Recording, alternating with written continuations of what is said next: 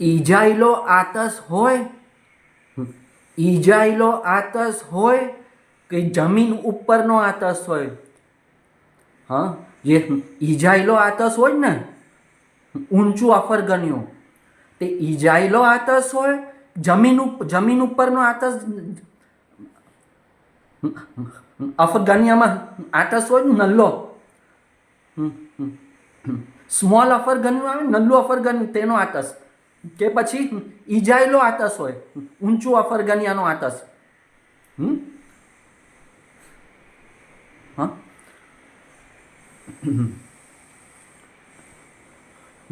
હાથે સુખર નહીં મુકાય, હાથે સુખર નહીં મુકાય.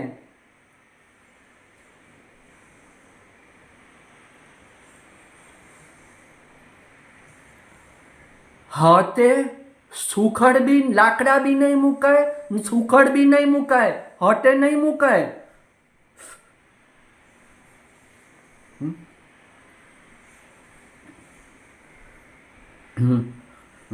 આતસની જે ગરમી હોય ને, ગરમી,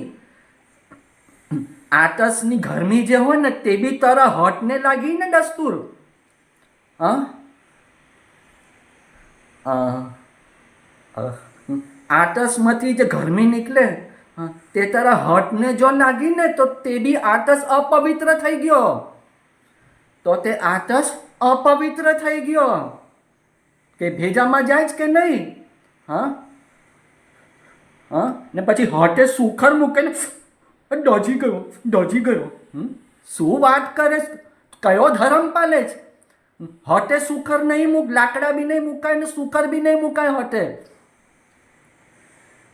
હું શું કેવું સમજ પડે છે કે આતસની ગરમી હે ને, હીટ, તે તારા હાથને જો ટચ બી થાય ને, તો તે આતસ અપવિત્ર થઈ ગયેલો કહેવાય.